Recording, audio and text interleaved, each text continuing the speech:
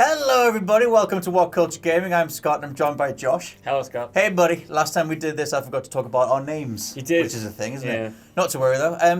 Basically we're going to talk about Devil May Cry 5. Yes. So basically there's like three things that I think prove that this is coming. And so we had the leak from last week. We had this one person who was like, look, I know everything about Devil May Cry 5 and here's this like breakdown and we'll get to the more game specific stuff. There's also a different Redditor who leaked a whole bunch of stuff about Injustice 2.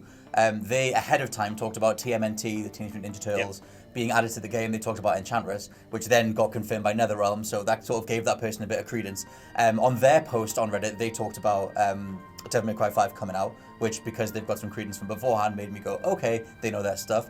And the third thing, which I found out ages ago, was that this voice actor called Nils Hognestad, he's from Once Upon a Time, and he's in Legends of Tomorrow.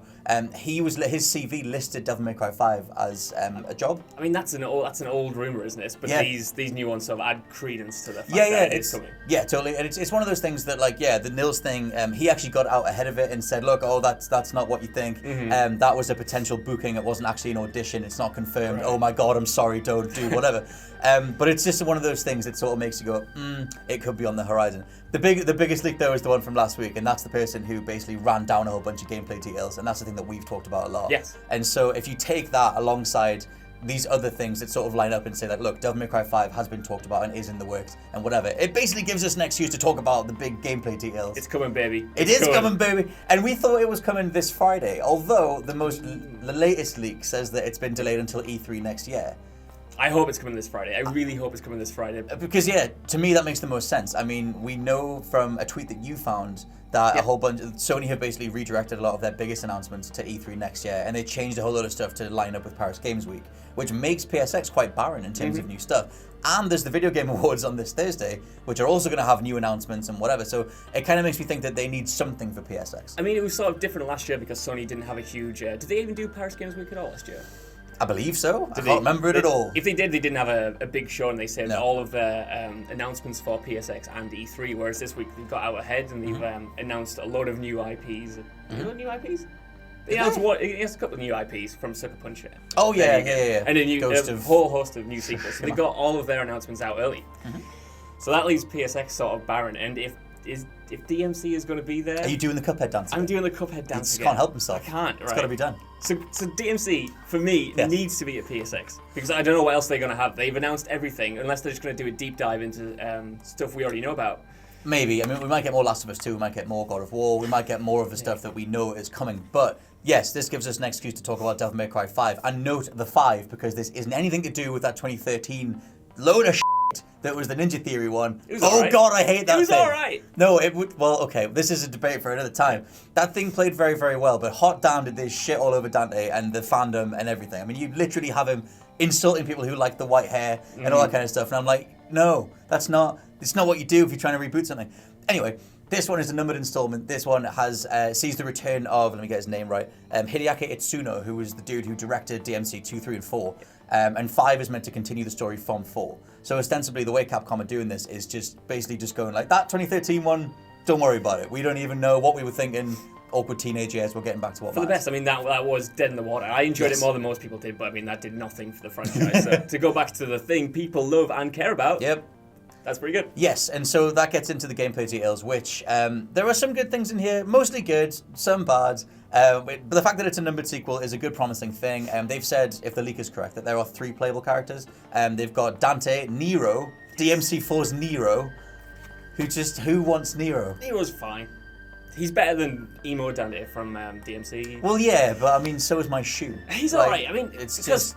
Right, I don't know if we want to get into this yet, but I mean, one of the big rumors is that they're trying to ground Dante in this new one. They're trying to make him more of a relatable character, which I know you hate. Yep. I mean, I don't mind that. I don't mind digging deep into it. I mean, who thought Kratos was going to be a That's a very, very good point. I mean, like, the thing is with me, I'm so sick of, like, oh, by the way, they've got a secret backstory. And, like, because I hated that in Just Cause 3, and I hate when it just goes, oh, you think you know them? And like, DMC has done this before. We saw it in Devil May Cry 2. Like, even DMC 4's Dante was way more grounded. They tried to let Nero sort of be the energetic one, or whatever. It's just not what I want from Dante. And, like, DMC 1 and 3's Dante was, like, bang on. He's the guy that you want.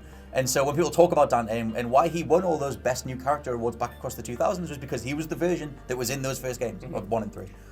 Normally, I would disagree with you and say, no, I want my characters grounded. I need them to have depth, but because we're going to have potentially 3 playable characters, and we've got Nero back, who was sort of an audience surrogate anyway. You know, he's the guy you're supposed to relate to. Yeah. I don't see the real need to sort of make Dante this really serious. It's true. Serious guy.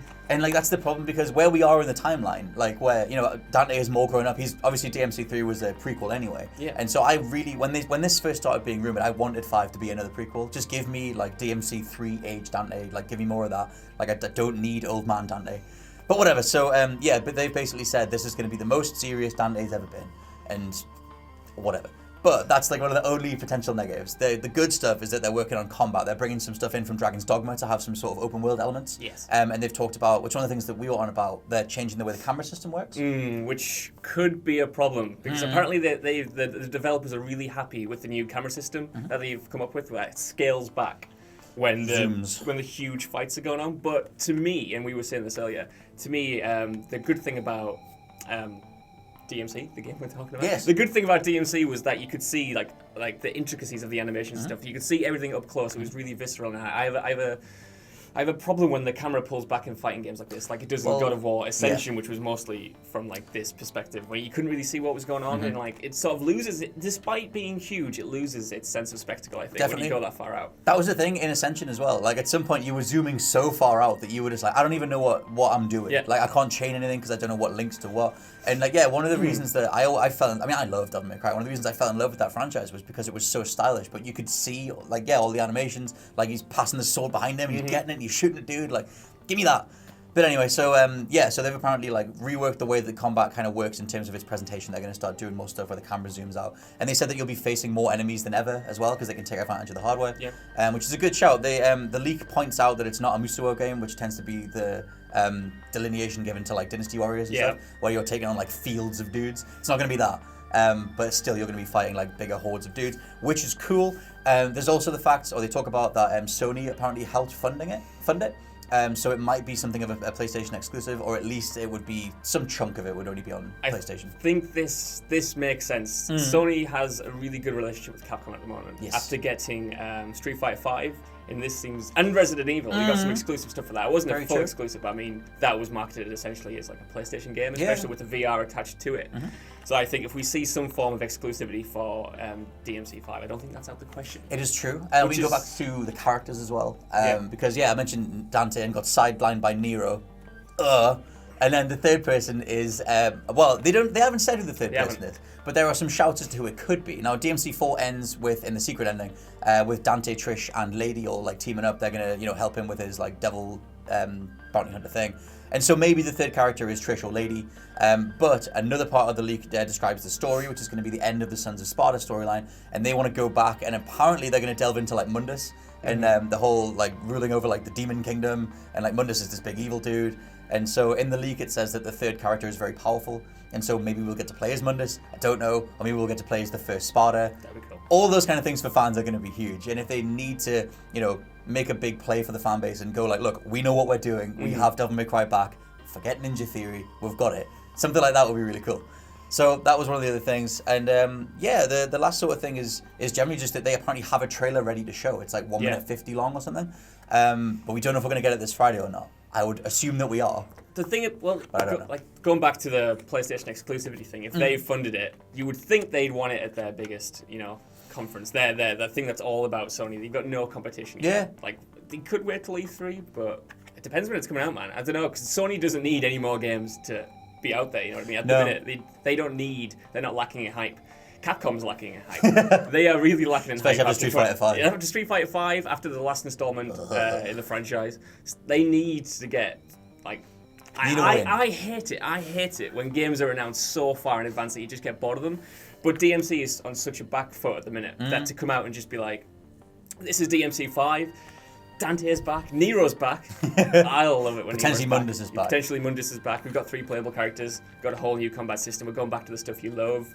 if they come out early and do that, they can get a lot of traction, I think. I mean, that's the thing. Like, you guys can let us know what you think in the comments. Like, because for me, Devil May Cry was this big beloved franchise across the PS2, and like the 2013 one just killed it dead. Like the marketing was so off, and the direction was so off, and yes, the guts of it played really well, but how it felt to play, especially like as a part of that franchise, like it really did a number on it. And so they've taken their sweet time. I mean, 2013, it's going to be 5 years next year.